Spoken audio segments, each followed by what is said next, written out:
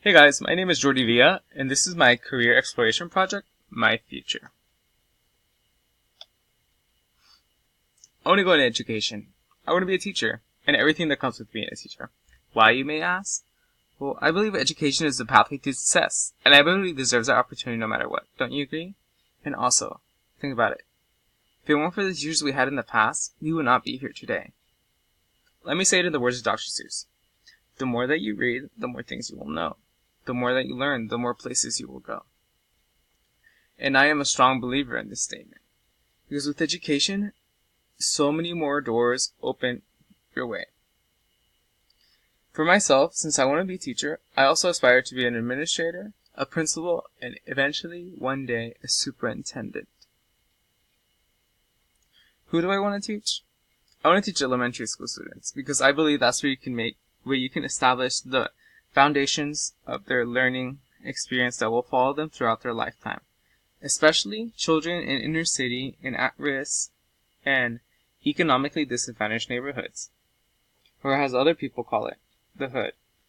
Because like I said, everybody deserves a high quality education no matter where you live, what color you are, how much money you have, or where you are from. It's 2018. Education is a right, not a privilege. And especially now than ever, you need an education to be successful in this life, in this world. How will I get there? Well, to be a teacher, it's pretty easy. You just need a bachelor's degree in pretty much anything and get your teaching certification from the TEA, the Texas Education Agency.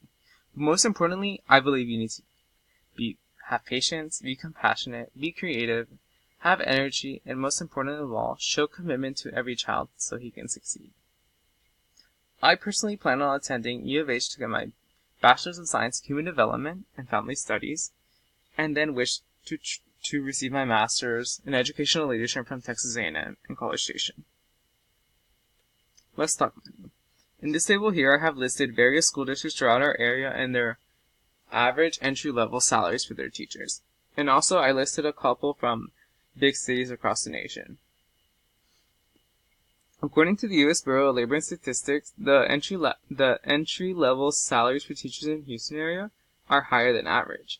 And this is not even including stipends, extra money that you can receive for extra responsibilities, for example, like teaching special education or bilingual students. And across the nation, you'll see this trend because their starting salaries are getting more and more competitive as I look for highly qualified teachers. And also, did you know if you teach in Texas at a Title I school for 5 years, all your student loans are forgiven? Outlook. Who doesn't love Houston, the fourth largest city in America? We have our fair share of high needs here at home, especially with bilingual education, since we are the fourth largest city and have an extremely diverse community. We are in a desperate need for bilingual teachers, and the same goes for other large cities in America like New York, Los Angeles, Chicago, and San Francisco. But also, American teachers are highly needed around the world. Many people would dream to be able to study here in the U.S., but for many, it's out of reach. But there is plenty of nonprofits like World Teach that will pay you good bucks to teach abroad. And finally, why? Like I said, everybody deserves a high-quality education no matter what. Where you live, what background, how much money you have, or where you are from. As their teachers, we are here for them in every way possible. We are their mentors, their advocates, their counselors, their social workers, but most importantly, we are the humans they look up to. Also, I believe you need to be compassionate, kind, responsible, creative, a problem solver, and most important of all, a leader to succeed in the classroom. Why a leader, you may say? Well, we need a leader to look out for our kids and their best interests at every moment. They are our future. And also, according to my MBTI test, I am a natural born leader. It makes sense because I want to be a principal and eventually even a superintendent one day. And as a leader, I already have many other ideas of how I can help change the education system to benefit all students, no matter what background they come from. Because I experienced this personally myself. I went to my local neighborhood elementary school in an underperforming neighborhood east of downtown. now known as Edo.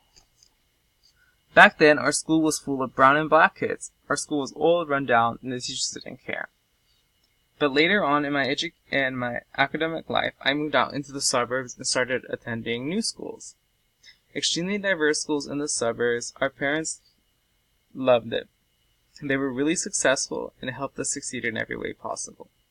Now that I am at the next chapter of my life,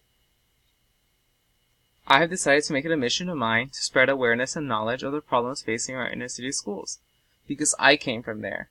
And I strongly believe if it weren't for the teachers that I had at those schools and growing up now, I wouldn't be here today. And inner city schools are extremely important, just like any other school, not just to the families and the kids who live in those neighborhoods. It is as simply as voting for state senators that will help lead change in Congress. And also by sending your kids to public schools instead of private schools.